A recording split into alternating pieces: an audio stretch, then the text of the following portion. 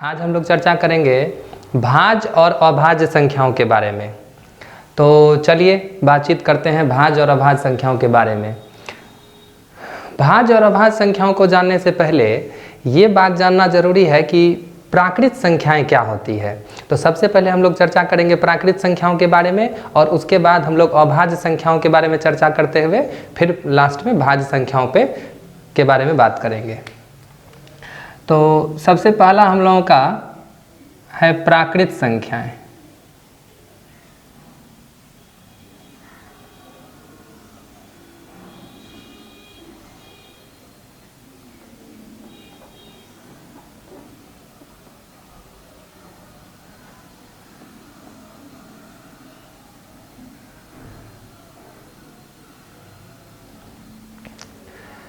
आप लोग को पता ही होगा प्राकृत संख्याएं किसे कहते हैं। गिनती की संख्याओं को प्राकृत संख्या कहते हैं। Counting numbers are called natural numbers, यानी जिन संख्याओं से हम लोग गिनती करते हैं। जैसे हम लोग गिनती कहाँ से शुरू करते हैं? एक से। तो 1 2 3 4 5 ये सारी की सारी प्राकृत संख्याएं हैं। एग्जाम्पल के रूप में हम लोग लिखेंगे 1 2 3 4 5, ये सब क्या है? प्राकृत संख्याएं हैं। तो सबसे छोटी प्राकृत संख्या कौन है? 1। और सबसे बड़ी प्राकृत संख्या कौन है?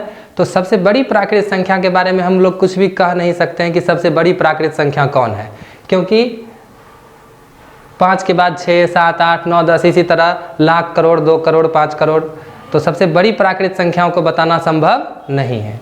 तो सबसे पहले ये जानना जरूरी है कि प्राकृत संख्या किसे कहते हैं। जब तक आप ये नहीं जानेंगे कि प्राकृत संख्या किसे कहते हैं, आप ये नहीं समझ पाएंगे कि अभाज्य संख्याएं क्या होती है या फिर भाज्य संख्या किसे कहते हैं। तो भाज्य और अभाज्य संख्याओं को समझने के लिए सबसे पहले प्राकृत संख्याओं को समझना बहुत जरूरी है। तो चलिए, प्राकृत संख्या गिनती की संख्याओं को कहते हैं। इसके बाद हम लोग नेक्स्ट टॉपिक स्टार्ट करते हैं अपना, जिसका नाम है अभाज्य संख्याएं। अभाज्य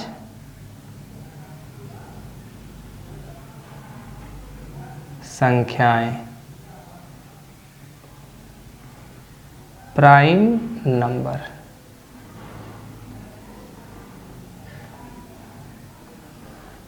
और इसी के साथ साथ हम लोग भाज्य संख्याएं, कंपोजिट नंबर के ऊपर भी बातचीत करेंगे।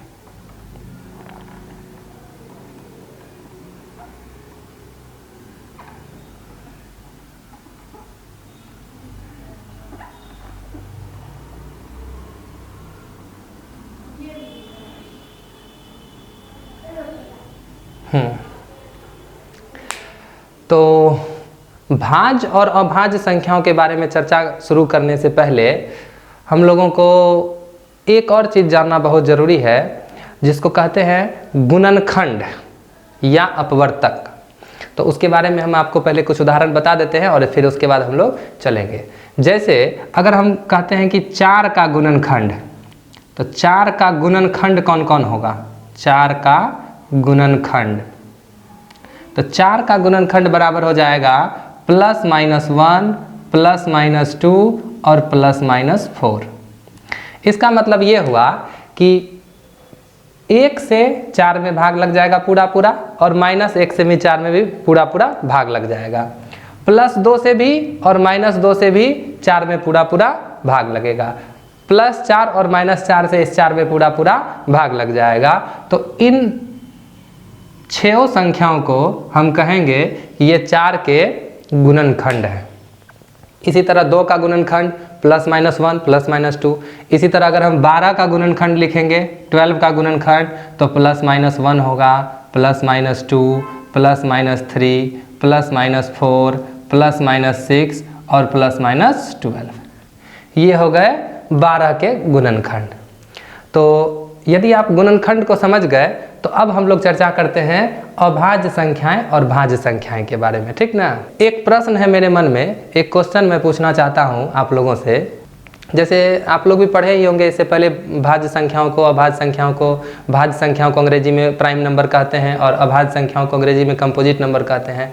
तो यदि हम पूछते हैं कि 0 क्या है, भाज्य संख्या है या अभाज्य संख्या है? -5 क्या है, भाज्य संख्या है या अभाज्य संख्या है? इस तरह के बहुत सारे क्वेश्चन। √2 क्या है, भाज्य है या अभाज्य है, 1/2 भाज्य है या अभाज्य है, 1.5 भाज्य है या अभाज्य है। इस तरह के बहुत सारे प्रश्न हैं जिनका जवाब स्टूडेंट नॉर्मली नहीं दे पाता है। वो सोचने लगता है कि भाज्य कहें या अभाज्य कहें, प्राइम कहे, कंपोजिट कहे, थोड़ा सा कंफ्यूज हो जाता है बच्चा। लेकिन आज हम लोग चर्चा करते हैं इस टॉपिक के ऊपर, और फिर हम लोग बताएंगे, फिर हम लोग सारे क्वेश्चंस को देखेंगे कि हम लोग सॉल्व कर पाते हैं उसको ठीक से या नहीं। तो अब देखिए, सबसे पहले अभाज्य संख्याओं के बारे में बात करना है।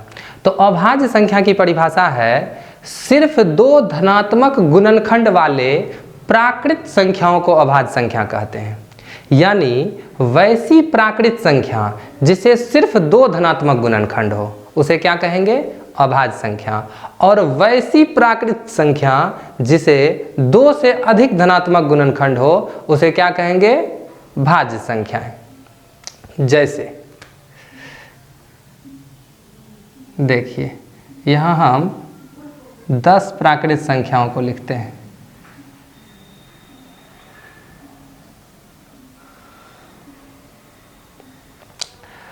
अब हम लोग बातचीत करते हैं इस 10 के बारे में। इससे पहले अभी हम थोड़ी देर पहले बता चुके हैं गुणनखंड किसे कहते हैं। तो 10 के गुणनखंड के बारे में अगर चर्चा करें तो सिर्फ अगर धनात्मक गुणनखंड की बात करते हैं, 10 के धनात्मक गुणनखंड की बात अगर की जाए तो 10 में किससे किससे भाग लगेगा, 10 में 1 से, 2 से, 5 से और 10 से। तो इस 10 को कितने गुणनखंड हुए, 4। 10 को कितने गुणनखंड हुए, 4। और अभाज्य संख्या की क्या परिभाषा है, सिर्फ 2 धनात्मक गुणनखंड वाले प्राकृत संख्याओं को अभाज्य संख्या कहते हैं। तो इस 10 को अभाज्य संख्या होने के लिए इसे सिर्फ 2 धनात्मक गुणनखंड होना चाहिए, लेकिन इस 10 को कितने धनात्मक गुणनखंड है, 4 धनात्मक गुणनखंड है। तो क्या ये अभाज्य संख्या कहलाएगा, नहीं, ये क्या कहलाएगा, भाज्य संख्या। तो भाज्य संख्या किसे कहते हैं, 2 से अधिक धनात्मक गुणनखंड वाले प्राकृत संख्याओं को भाज्य संख्या कहते हैं। तो चूंकि 10 के पास कितने धनात्मक गुणनखंड है, 4, इसलिए ये क्या कहलाएगा, भाज्य संख्या कहलाएगा। अब चलते हैं, भाज्य संख्याओं को हम लोग इस तरह से घेर देते हैं। चलिए अब 9 के बारे में बातचीत करते हैं। बताइए 9 को कितने गुणनखंड, 1, 3 और 9, ठीक। तो इसको कितने धनात्मक गुणनखंड हुए, 3। तो क्या ये भाज्य संख्या है, बिल्कुल है। क्या ये अभाज्य होगा, बिल्कुल नहीं होगा। तो 9 भी कौन सी संख्या है, भाज्य संख्या है। इस तरह से इसको भी हम लोग घेर देते हैं। चलिए अब बात करते हैं 8 के बारे में। 8 को कितने धनात्मक गुणनखंड, तो 8 में किससे किससे भाग लगेगा, 8 में भाग लगेगा किससे, 1 से, 2 से, 4 से और 8 से। कितने धनात्मक गुणनखंड हुए, 4। इसलिए 8 भी कौन सी संख्या है, भाज्य संख्या है। 2 से अधिक धनात्मक गुणनखंड जिसको जिसको होगा वो भाज्य संख्या, और जिसको सिर्फ 2 धनात्मक गुणनखंड होगा उसे अभाज्य संख्या कहते हैं। अब आइए 7 के ऊपर। 7 में किससे किससे भाग लगेगा, 1 से और 7 से। अब 7 को कितने धनात्मक गुणनखंड, सिर्फ 2 धनात्मक गुणनखंड। इसलिए हम लोग कहेंगे 7 कौन सी संख्या है, अभाज्य संख्या है, क्योंकि इसको सिर्फ 2 ही धनात्मक गुणनखंड है, 1 और 7। चलिए अब 6 के बारे में बात करते हैं। 6 में किससे किससे भाग लगेगा, 1 से, 2 से, 3 से और 6 से। तो भाज्य या अभाज्य, निश्चित रूप से भाज्य। चलिए अब आते हैं 5 की तरफ। 5 में किससे किससे भाग लगेगा, 1 से और 5 से। तो 5 को कितने धनात्मक गुणनखंड हुए, सिर्फ 2। इसलिए 5 कौन सी संख्या, अभाज्य। तो इसे सर्कल में हम लोग डाल देते हैं। चलिए 4 के बारे में बात करते हैं। 4 में किससे किससे भाग लगेगा, 1 से, 2 से, 4 से। कितने धनात्मक गुणनखंड हुए, 3। तो भाज्य या अभाज्य, भाज्य। चलिए 3 को कितना धनात्मक गुणनखंड, 1 और 3। तो इसको क्या कहेंगे हम लोग, अभाज्य, यानी प्राइम नंबर। और फाइनली 2 के बारे में बात करते हैं। 2 में किससे किससे भाग लगेगा, 1 से और 2 से। तो ये भी किस में जाएगा, अभाज्य वाले में जाएगा। तो इस प्रकार से हम लोग देखते हैं 1 से लेकर 10 तक जो ये संख्याएं हैं, प्राकृत संख्याएं, इसमें से कौन कौन भाज्य है और कौन कौन अभाज्य है। 2 से लेके हम लोग 10 तक को देख चुके हैं। अब हम लोग देखेंगे किसको, 1 को। 1 क्या है? बहुत सारे स्टूडेंट को कन्फ्यूजन रहता है कि 1 भाज्य है या अभाज्य है, प्राइम है या कंपोजिट है। बहुत सारे स्टूडेंट जानते नहीं और कह देते हैं कि 1 भाज्य संख्या है, कोई कह देता है 1, जनरली अभाज्य कहता है, 1 को प्राइम नंबर ही कह देते हैं लोग। लेकिन आज हम लोग जानेंगे कि 1 क्या है। तो चलिए 1 के बारे में बात करते हैं। 1 को कितने धनात्मक गुणनखंड होंगे? तो 1 को सिर्फ एकमात्र धनात्मक गुणनखंड है, कौन? सिर्फ 1। 1 के अलावे 1 से और किसी भी संख्या से भाग नहीं लगेगा। यानी 1 को अगर धनात्मक गुणनखंड के रूप में देखा जाए तो सिर्फ 1 ही धनात्मक गुणनखंड है, और उस कौन है? वो 1 है। अब अगर हम लोग बातचीत करते हैं अभाज्य की जो परिभाषा है उस परिभाषा के ऊपर, तो अभाज्य संख्या की परिभाषा कहता है सिर्फ 2 धनात्मक गुणनखंड वाले प्राकृत संख्याओं को। तो सिर्फ 2 धनात्मक गुणनखंड वाले प्राकृत संख्याओं को। तो 1 को अगर अभाज्य होना है तो उसको 2 धनात्मक गुणनखंड होना पड़ेगा, सिर्फ 2 धनात्मक गुणनखंड। और 1 को अगर भाज्य होना है तो उसको 2 से अधिक धनात्मक गुणनखंड होना पड़ेगा। इसलिए 1 ना तो भाज्य है और ना ही अभाज्य है, क्योंकि अभाज्य होने के लिए उसे कम से कम सिर्फ 2 धनात्मक गुणनखंड चाहिए और भाज्य होने के लिए उसे 2 से अधिक धनात्मक गुणनखंड चाहिए। लेकिन 1 के पास सिर्फ 1 ही धनात्मक गुणनखंड है और वह 1 है, इसलिए हम लोग कहेंगे 1 ना तो भाज्य है और ना ही अभाज्य है। अब हम लोग उन क्वेश्चंस के बारे में एक बार बात कर लेते हैं जिस क्वेश्चन को हम लोग शुरू में स्टार्ट करने से पहले चर्चा किए थे। देखिए बहुत सारे स्टूडेंट से हम पूछते हैं कि बताओ जरा सा हमको कि ये 0 भाज्य है या अभाज्य है, तो जल्दीबाजी में वो कुछ भी बोल देता है। लेकिन हम इसके ऊपर भी एक बार चर्चा करना चाहते हैं। हम लोग जब भी परिभाषा के ऊपर चर्चा किए, इसके परिभाषा में क्या है? सिर्फ 2 धनात्मक गुणनखंड वाले प्राकृत संख्याओं को अभाज्य संख्या कहते हैं। तो सबसे पहला प्रश्न यहाँ पर उठता है कि क्या 0 प्राकृत संख्या है? बिल्कुल नहीं। तो जब 0 प्राकृत संख्या ही नहीं है तो क्या 0 भाज्य या अभाज्य हो सकता है? बिल्कुल नहीं। तो हम लोग कहेंगे कि 0 भाज्य या अभाज्य कुछ भी नहीं है। इसके अलावे क्या -1 भाज्य या अभाज्य है? बिल्कुल नहीं। क्यों? क्योंकि -1 एक प्राकृत संख्या नहीं है। भाज्य या अभाज्य, प्राइम या कंपोजिट वही नंबर हो सकता है जो एक नेचुरल नंबर हो, प्राकृत संख्या हो। जब तक कोई संख्या प्राकृत संख्या नहीं है तब तक वो भाज्य या अभाज्य नहीं हो सकता है। और सारी प्राकृत संख्याएं भाज्य या अभाज्य होती है सिर्फ 1 को छोड़कर। उसी तरह अगर आपसे कोई पूछे कि 1/2 भाज्य या अभाज्य है तो आप कहिए कुछ भी नहीं है, क्योंकि ये प्राकृत संख्या नहीं है। अगर आपसे कोई पूछे कि √2 क्या है, भाज्य या अभाज्य है, तो आप कहिए कुछ भी नहीं है, क्योंकि ये प्राकृत संख्या नहीं है। अगर आपसे कोई पूछे कि 1 दशमलव क्या है, भाज्य या अभाज्य है, प्राइम है या कंपोजिट है, तो आप कहिए कि ये कुछ भी नहीं है, क्योंकि ये प्राकृत संख्या नहीं है। जब तक प्राकृत संख्या नहीं होगा कोई नंबर, तब तक वो भाज्य और अभाज्य नहीं होगा।